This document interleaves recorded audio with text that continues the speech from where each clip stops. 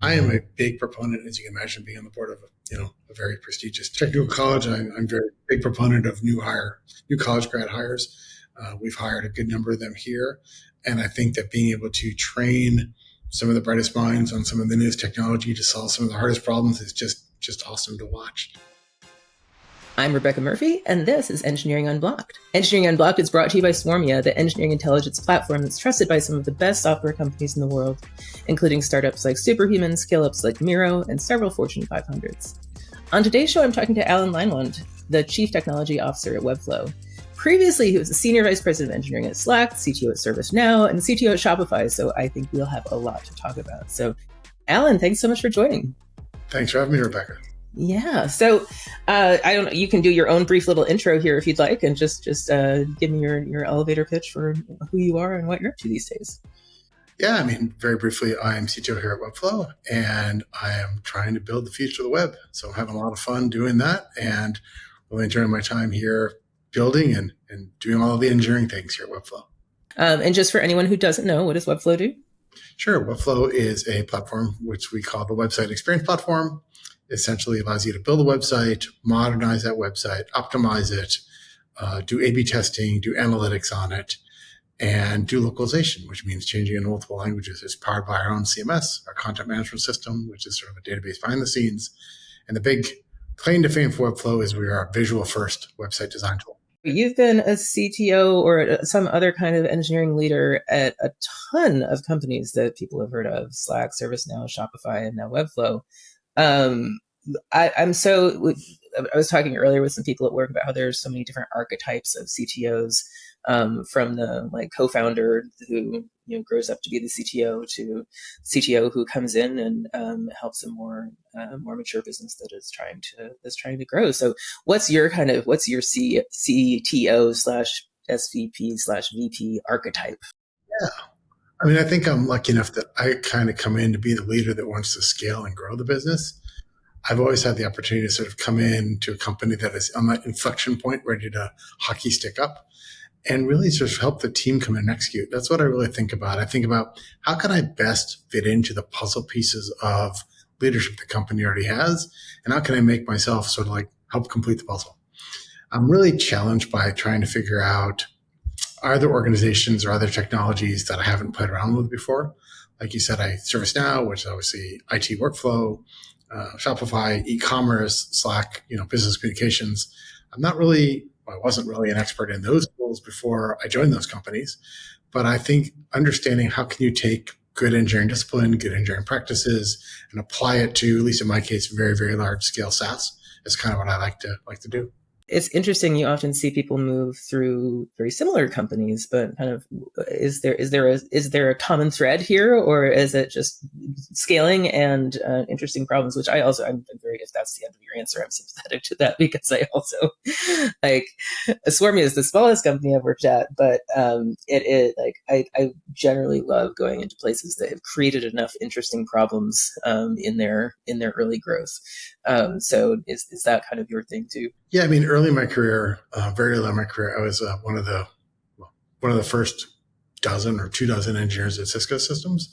So I sort of saw the scaling of this thing called the internet back in the day. And for me, being able to scale up something at global scale, I really got very addictive. Like, I just always want to think about how could you scale for something super huge, scale for millions and millions of people. And, there's people who like to scale algorithms, or people who like to scale really hard problems. They want to solve really hard math problems, really hard, I assume, cold fusion type problems. Those are interesting, I assume. But for me, it's always been like internet scale. It's always the thing that's sort of like been my drug. So, I've been involved in various companies, either advisor, board member, or directly, working with the company. And to me, it's always about, is this company scaling? Are they at a spot where they're going to affect millions of people? I love the thinking of, you push a PR and literally millions the next minute. That's just so cool. Or you change a routing protocol, or you change the way internet link is deployed, or you change a BGP setting, or you change the way a communication pattern is sent up in Slack, or how the sidebar changes, and magically there's people all over the planet that see that. That's a really, really intriguing and I think really fun problem. And I don't know if you still get to do this in a CTO VP role, but I have, when I've worked at these like internet scale companies, it has been always fun to get the local development environment up and running, and like, oh my gosh, I have this thing from the internet is running on my computer right now, and I can see it and change it. I love that. I love that part of internet scale. Similarly, we do local development environments here. You can stand them up in minutes. And I'm not saying this happens every day, but I actually did push PR to production about 2 hours ago. So, like, literally, yeah, it wasn't that big a deal. We we have a channel, a Slack channel called UX Paper Cuts. And UX Paper Cuts is like all the little niggly stuff that annoys people in the product. And whenever things show up in UX Paper Cuts, I like to see if I can handle it, because it teaches me all sorts of various portions of the code, and it allows me to sort of test the developer lifecycle. Like, I love, like you said, standing up the local environment, doing the build, running the tests, going through the deploy cycle. I think understanding that entire workflow gives me a lot of insights into what the team is working on and also how to make it better. I was going to ask you that later on, but maybe let's talk about that now. Is how do you, how do you stay in touch with what it's like to be a software engineer at Webflow? Obviously, writing, like, submitting a pull request is a pretty solid way to do that, but probably also not something you can do every day. So how else do you stay in touch with kind of what that reality is for the software engineers in your organization? Yeah, I mean, I think of three things. One is, writing PRs and getting those PRs pushed to prod is always kind of fun. And you do see the whole life cycle of the code. So that's very, very interesting, even if it's like a typo or something small. But today's wasn't a typo, but it was still something interesting. I think the second thing that I do is I chat with the code. So we use, various AI tools like a lot of other people do. And like, if I see a problem or I see the scalability issue, or customer wants a XYZ feature working on a particular pattern, I'll go chat with our code. And I'll go ask it, how do we do this? How does this scale up? How does this particular file affect performance? Is there some sort of performance limitation or some sort of scalability thing I should be thinking about in this part of the code? So I go chat with the code using LLMs all the time. And the third thing I do is I do use a lot of interesting metrics. Swarmy has some of the tools, but I do look at things, and to me, on almost a daily basis. We also have an engineering managers meeting.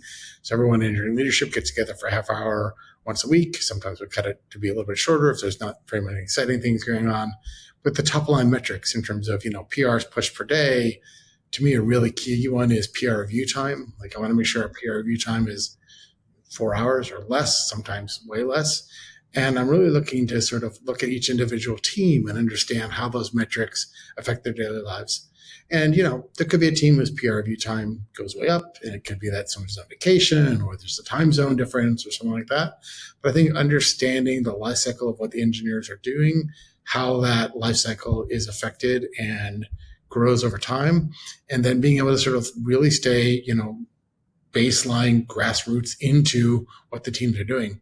I think as a CTO, if you end up sort of like at a higher level and not being able to technically talk about what the teams are working on or why the problems are hard or why the technology stack is a certain way, I think you kind of lose credibility. And I think it's important to maintain credibility with the team, both up and down the stack from me. I think it's great that you're so intentional about that understanding, because, like you said, a leader who is disconnected from that reality can be pretty ineffective.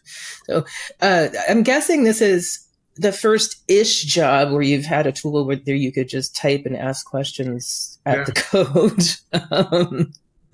Which is, quite a change in how our whole world works. But I mean, besides that, what's been substantially different for you in these various leadership roles?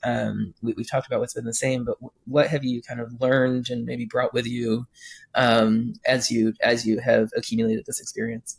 I'm going to turn it back on you and sort of answer it a different way, if that's okay. Absolutely. I think the thing that is the same about all these roles that I think is super exciting to me is having a founding team and CEO that passionately loves their product and passionately loves their customer.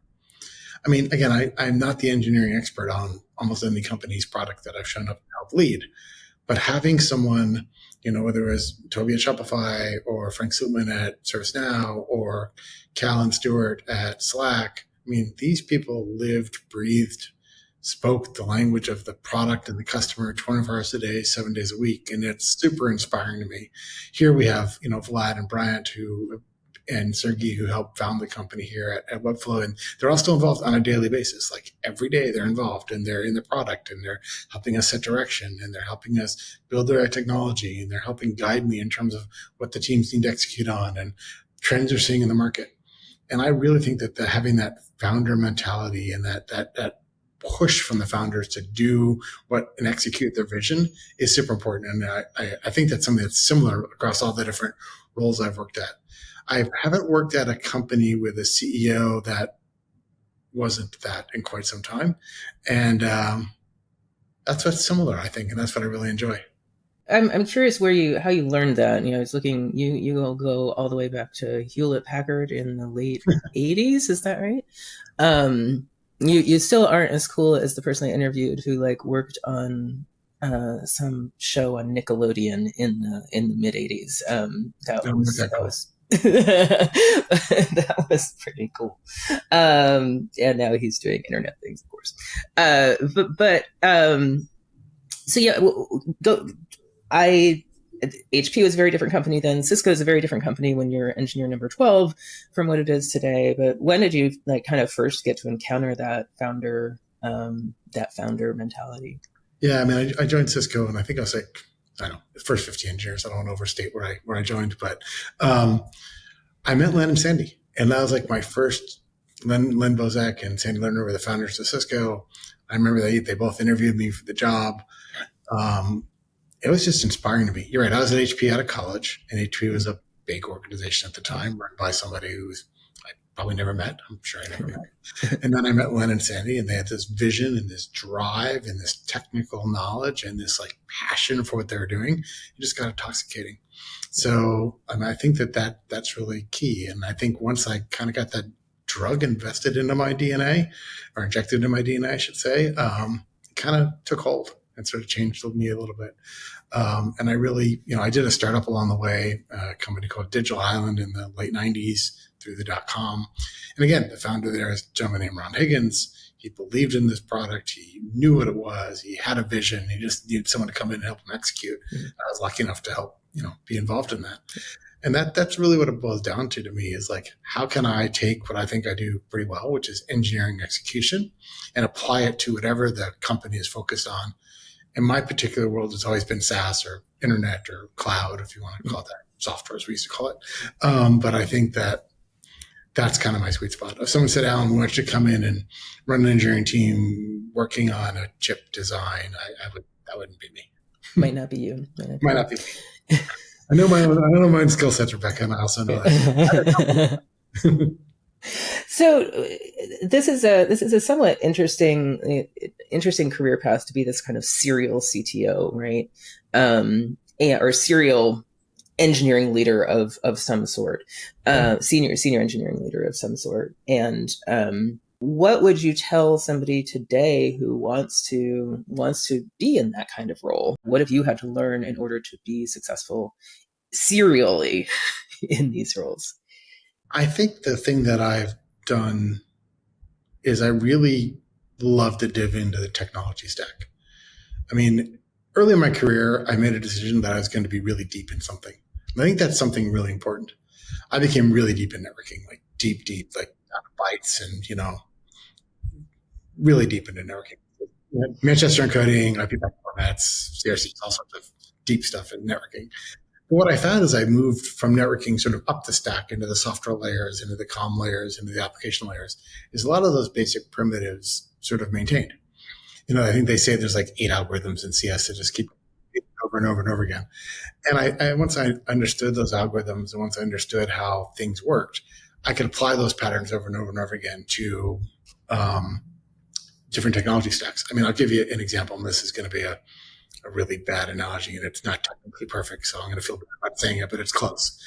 In networking, there's something called a shortest path first, or Dijkstra algorithm, that describes the shortest path between any two nodes in the network tree. Here at Webflow, we have this situation where we have this thing called the DOM tree, and the DOM tree is that represents websites, and we're worried about how to optimize, re-rendering of those particular nodes in the DOM tree when browsers refresh, mouse clicks occur, etc. It's the same algorithm.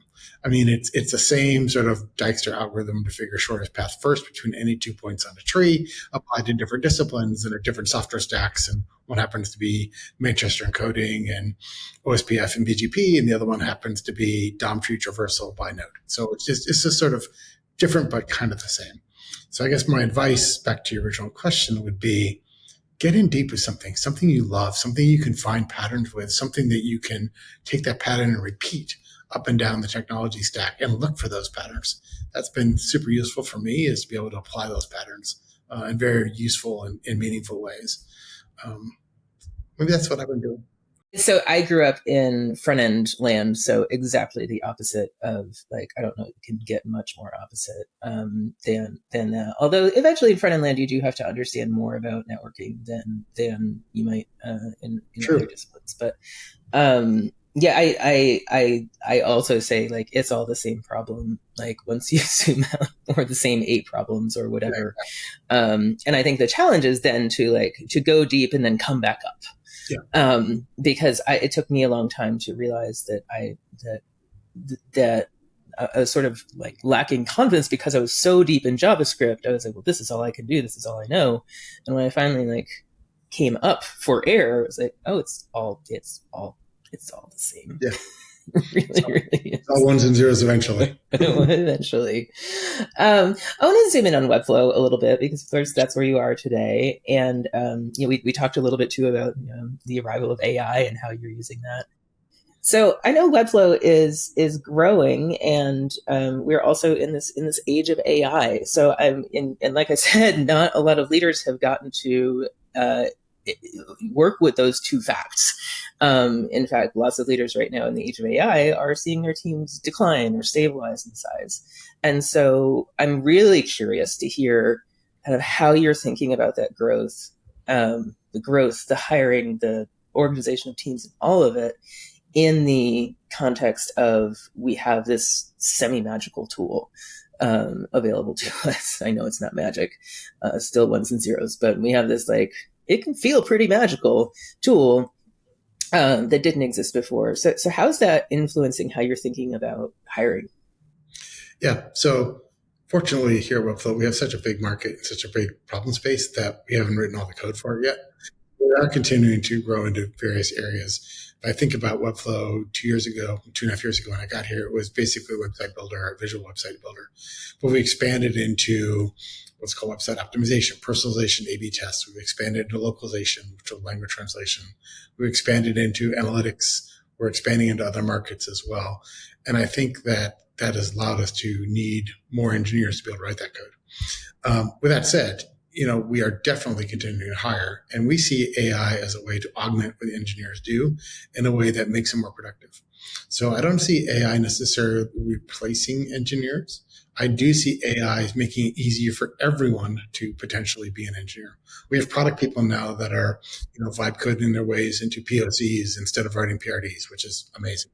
We have, people in various parts of the organization, whether it's our training group or our customer support group, that are trying out our products that use AI in a way that allows them to test and get better coverage. We do have AI tools, and we do have AI tools that, use LLMs to, tab to code and tab to complete code. And we're seeing very nice productivity of those tools. What we've also found is that the most skilled engineers are becoming better code reviewers, because instead of spending time thinking about, how do I write this code? Because you can almost prompt to that code or tab complete that code. You then need to figure out, did this really write anything that's good, that would be performant, or did it just make a mess? And sometimes you get both. Sometimes you get really awesome performant code, and sometimes you kind of get a mess. And, we've got a big mono repo, and big portion of our product is in a mono repo. And that is sort of hard when you don't have the right context windows, especially for newer engineers. So, the question about hiring, yes, we're definitely hiring. We're definitely using AI to leverage out our teams and make them more productive. We're seeing those productivity gains pretty markedly. But at the same time, we don't think that AI replaces engineers. We think that AI makes everyone be able to help enhance the code and be able to even use code as a tool. So that's how we're seeing it today. How is it affecting the hiring process itself? Is Yeah. I haven't been I've been out of the hiring business since all of this happens, but I read about it all the time, about how this is really changing a lot of what used to be standard practice. I'm not going to say we haven't had people come in that are using AI. We can clearly tell when they are. I haven't, I will tell you, we have had hiring discussions all the way down almost to the offer until we realized that someone was maybe not who they thought said they were going to be. And then a quick little like background LinkedIn check, we kind of went, something seems to miss here. And then we figured out that they were maybe not who they said they were going to be. We are being far more cautious in terms of how we hire. We've actually changed our problems, and we change them pretty regularly. So kind of like a good professor, like we're not handing out the same exam every single time. We're changing the exam over and over again. And then we ask for a lot of live code sync with prospects as well. So that's how we've seen it change the hiring process. We also use, which is really nice, we use an AI note taker during the interviews if the interviewee permits it. And that allows the interviewer to really focus in on the content or the discussion as opposed to like furiously trying to type notes along the way. AI note takers, I think, are great. They do a nice job to summarize what you're doing, and it so allows you to stay focused on the right work. Yeah. Oh my gosh. Back when I was in the 3 interviews a day land, I would have loved an AI note taker. Yeah, it's really, really useful to help us summarize the key points, allow people to focus in on if we're doing a code review or an architecture review with the prospect or doing a systems design discussion with the prospect. We're spending time on that, not spending time taking notes. And let's face it, as humans, we think we multitask, but we really don't. So it's very, very hard to, do both. Oh gosh, I would love that in my engineering manager interviews as well, Yeah. because that's so much thinking and typing and talking all at the same time. How are you thinking about hiring juniors? That's been something that's been on my mind a lot. And I also saw that you're on the board of trustees at Harvey Mudd. Is that right? Correct. Correct. Yeah. So I'm also interested, like, from that perspective, how are you thinking about like what is the training required for people to be successful today versus maybe 5 years ago? Yeah, we actually put together a set of new hire trainings here at Webflow for junior engineers, try and get them up to speed faster. It does involve a lot more systems diagrams, a lot more hands-on coding practices, and again, using some of the AI tools to allow us to chat with the code and let them get up to speed faster. I am a big proponent, as you can imagine, being on the board of a very prestigious technical college. I'm very big proponent of new college grad hires. We've hired a good number of them here, and I think that being able to train some of the brightest minds on some of the newest technology to solve some of the hardest problems is just awesome to watch. We have a number of different folks we've hired right out of college that, the typical career ladder is, 18 months up to the next level or not. Our new college grads generally get the next level within the first year. So we're really seeing them elevate their careers as well as learn a lot and just be genuinely curious. So I love seeing that. And I love what hiring new college grads does to the diversity of the team. I love what it brings to the energy of the team. You can't hire only, new college grads. You have to have folks that are at the staff level or at the senior staff level to help mentor them along.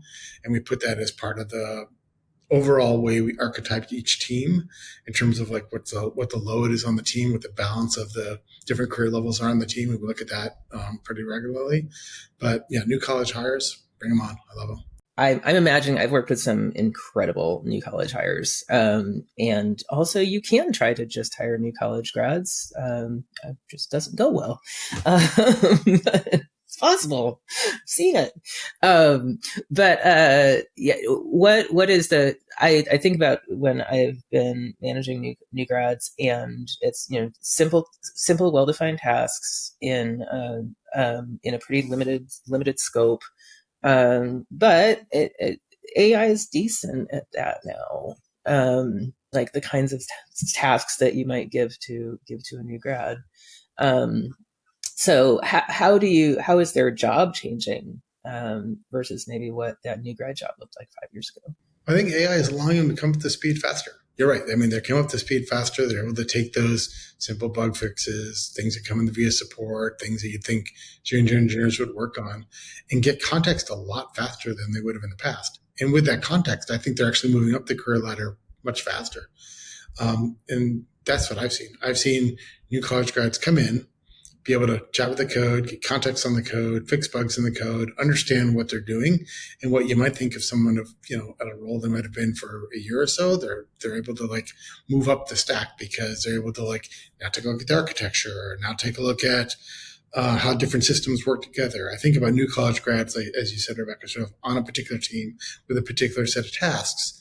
What I've noticed with AI and being able to use those tools is all of a sudden they're like going on to the next adjacent team and going on to the next adjacent team and seeing how their product or their code surface area touches multiple products. It's really been remarkable. And that's, I think, the power of AI. It's the ability to leverage what humans already have and amplify it and make it easier, faster to get context and to be able to generate code that's useful and can then serve as a model for the next set of tasks. How's it changing other roles? I mean, you already talked a little bit about how product, and I imagine also UX, is able to vibe code their way to some pretty decent prototypes. How's it changing like the staff engineer role, or is that still the same? So we think about staff engineers. We think about folks that have demonstrated really deep domain technical and functional expertise. These are folks that implemented new functionality across parts of the Webflow stack. They're continually mentoring and providing guidance to those junior engineers. And they're really changing like maybe architectural solutions for teams across all of Webflow. The other thing we think about on the staff that I don't think the junior engineers can do and AI can't solve is we have a category that we look at for all of our folks. We call it engineering citizenship. And that is, how do you make the entire engineering team at Webflow better? How do you mentor and guide engineers? How do you participate in activities, whether it's style guides or coding standards or architectural discussions or open sourcing some of your code or publishing technical papers or working on patents, speaking at conferences? Like, how do you elevate all of Webflow engineering as a staff engineer is a pretty important thing. I tend to think of this as like, I shape how this is done from an engineering perspective, as opposed to I'm learning how to build that shape. We borrowed that from sort of a classic engineering archetype way of looking at things. And staff engineers, from my point of view, are really making high quality decisions on their own. They're self-sufficient. I don't expect that from a new college grad.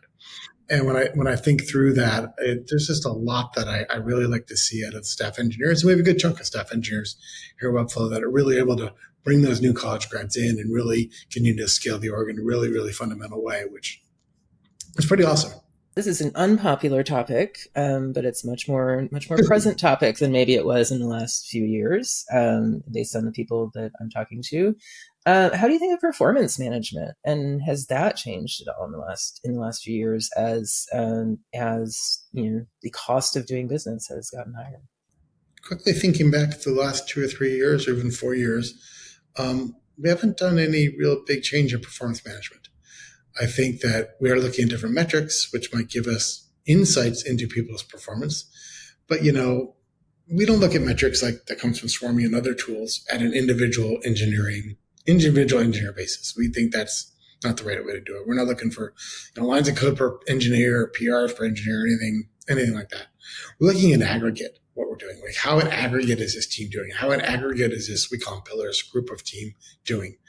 And I think when I think about performance management in the world of AI, the only thing I can think of, honestly, is it just helps me write my performance reviews a lot faster.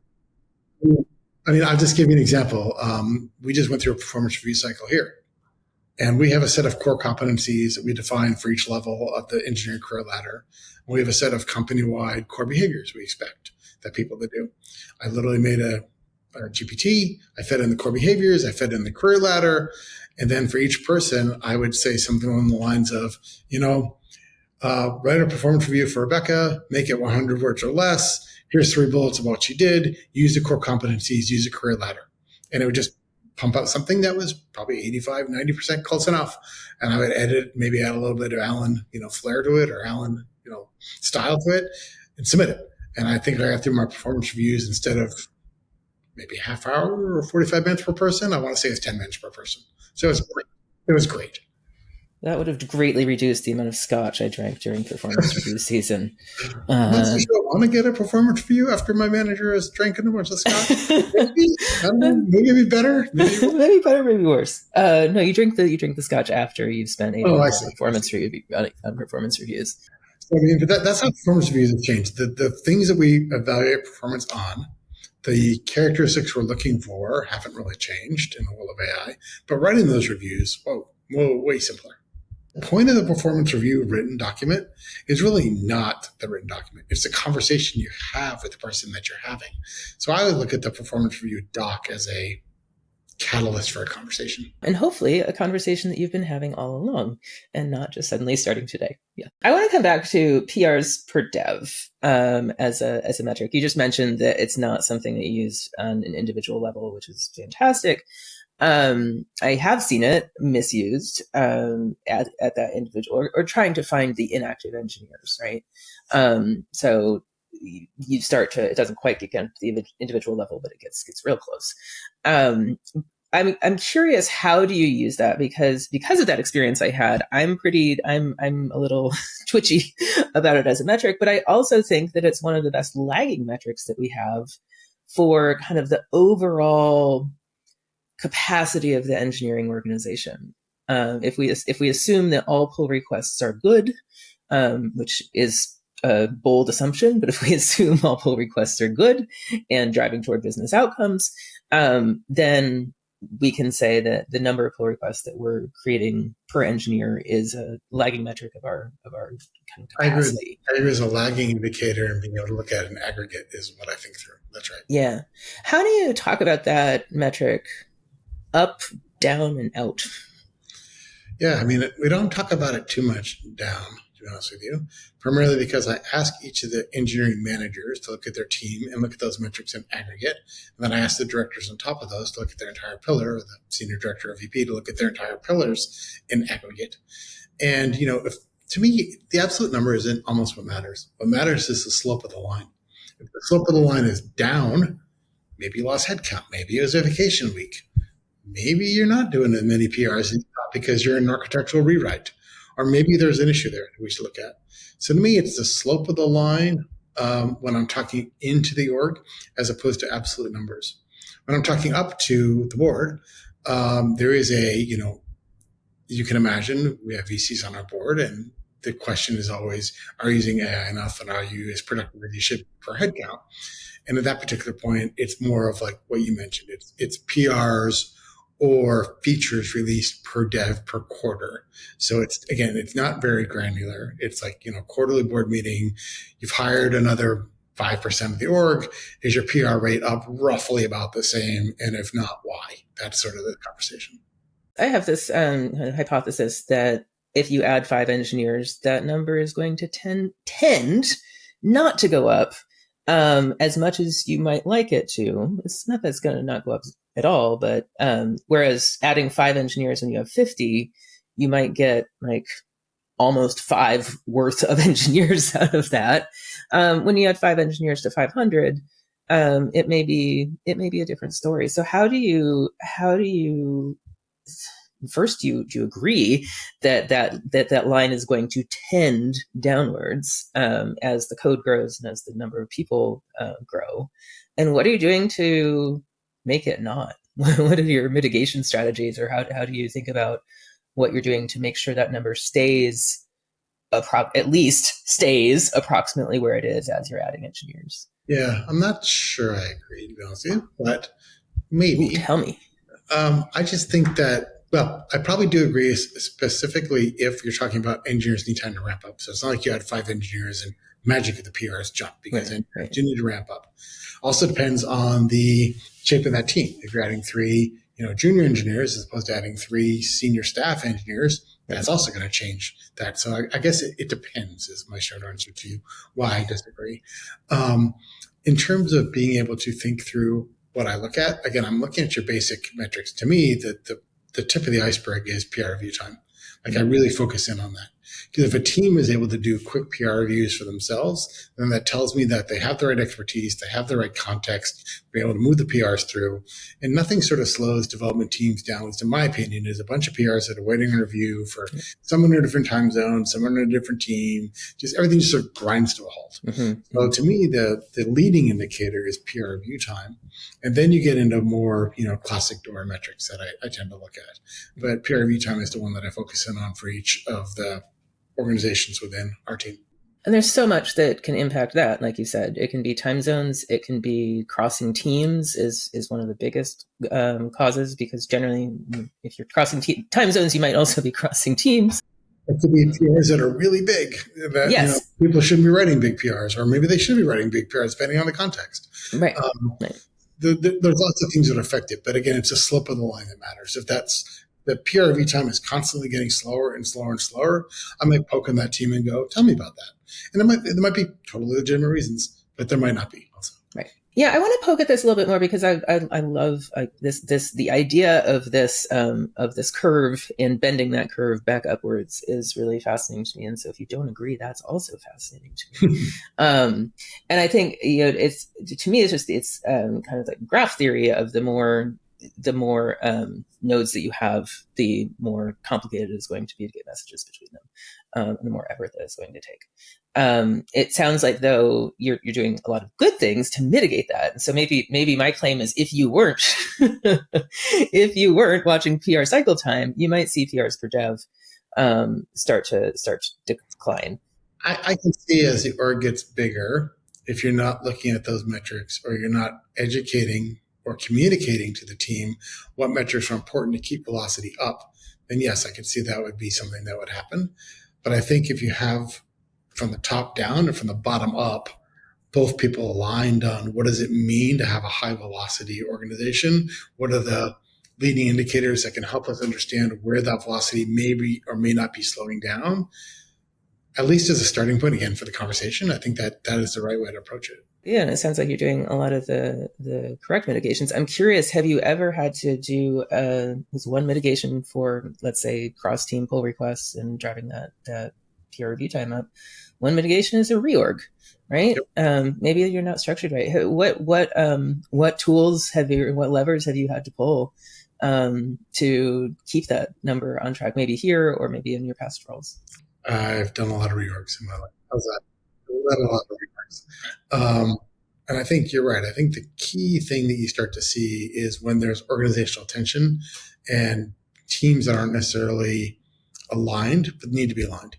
I think back, I'm not going to give details because it'll be very obvious what I'm talking about, but I remember earlier in my career, there was a particular feature set which had a front-end component and a back-end component. Front-end component shipped their feature and it worked great and they thought it was fantastic. The day they shipped, what they didn't know is that the back-end team was doing an upgrade to that entire piece of infrastructure. So they shipped the front-end component and all of a sudden it started airing out, having bugs. No one could use it. They couldn't figure out why. Turns out the back-end team, which didn't know what the front-end team was doing, had literally decided to upgrade the key piece of software that the entire feature set ran on that day. I put those teams together and said, now you own it top to bottom. And there wasn't that problem going forward. So, yeah. So I think there's something about owning a feature from, let's call it, front end all the way through the infrastructure, being able to, not down to the AWS level, but to the infrastructure primitive level, and being able to trace a thread from where does the user intersect this feature? How does it go through the front end, the middleware, any sort of stacks you have to have it go through into storage, networking, all the way down the stack, be able to understand the dependency tree of that and have individual owners for that product own that dependency tree is super powerful. So when I think about reorgs, I always think about it this way. What is the strategy we're trying to get done? What is the strategic thing we need to change?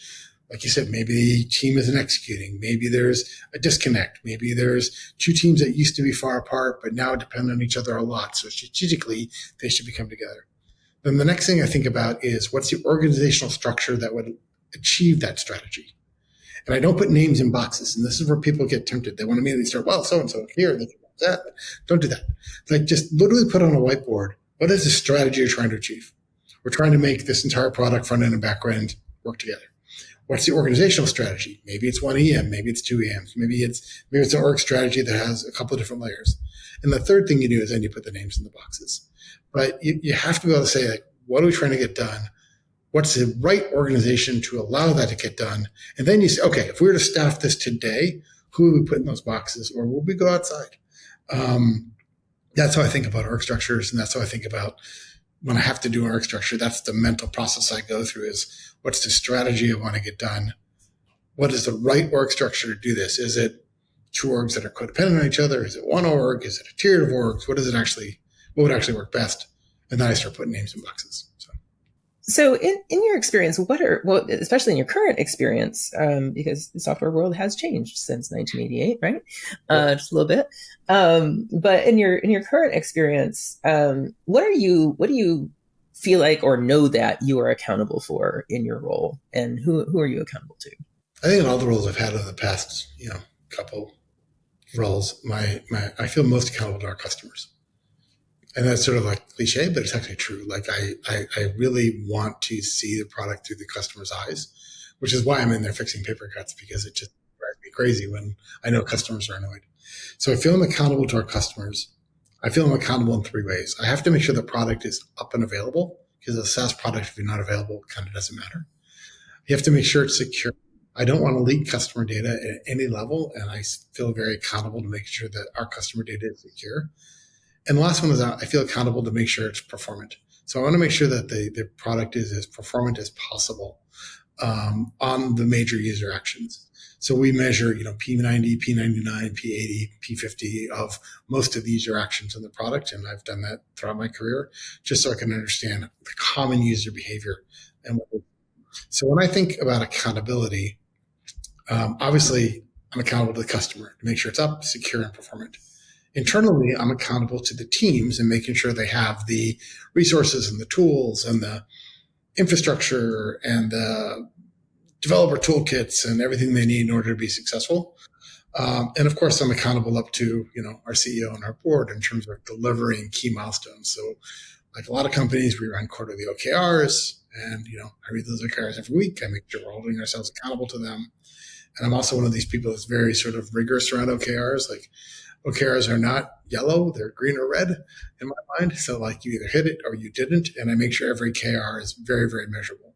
If we say we're going to change XYZ feature to be faster, that's a horrible KR. I want to say faster means what? And people will say, I sometimes get back, we'll make it 20% faster. Okay, well, you must know the starting from today. So why don't you give me a number? And then people say, okay, great. I'm going to go from call it 1,000 milliseconds to 800 milliseconds to make the math easy. Great. So the KR is this particular feature has to execute in 800 milliseconds at P90 at the end of the quarter. Yes. Okay. Got it. So I hold myself very accountable to being very clear and very precise in what we are asking the teams to do. I think it's where you have ambiguous goals or things that are not well articulated that teams tend to stray from what we need them to do. And I think being able to be very clear allows me to hold them accountable and them to hold me accountable to do what we're supposed to do. How do you create, like, you just said a lot of cultural things that are not strictly, I don't want to say typical, but like you can't walk into a software shop and expect all those things to be true that you just said, right? So how are you kind of creating that culture of accountability, especially to the customers, so that it's not just you? But how do you pass those values on to the rest of the organization so they can be, appreciated in your absence? Yeah. We have channels in Slack directly with our customers. We get input directly from the customers. I get engineering managers and even engineers directly involved in those discussions where needed. I also think that, as company culture, we talk about our KRs quarterly at the entire company level. We talk about our KRs with our engineering leaders every 2 weeks. So we hold each other accountable for that. And the other thing I do culturally is I just have a monthly update where I'll either record a quick video or I'll literally type in a Slack message and remind people, these are our priorities. These are what we're doing. This is why we're doing it. And here's progress to date. And when I do those updates, I always do 3 things from last month that I want to bring to everyone's attention and 3 things I'm focused on next month. It's always 3 and 3. I force myself to constrain the message to be focused, because I think the more you give people focus and the more you give them space to focus, and then you tell them the priorities, they're able to execute. How are you able to come up with those lists in a way that resonates with your whole engineering team? I mean, they're literally my top of mind. I kind of go through it. I make it up on the fly, and then I think about what's coming up in the next month. And I have a little disclaimer at the bottom of every message, like if your work is not reflected in this, please don't be alarmed. I track everything. So I 100% guarantee it does not resonate with everyone, but I try. I just know I've been on platform teams and sometimes they never show up there. Exactly. But I do pay attention to the platform teams and the developer productivity teams and our security teams, which are, people love to talk about product, but I think the underlying engineering deliverable underneath product is also very, very important. Well, Allan, this has been really great. Always love to chat with you about this stuff and love to debate too.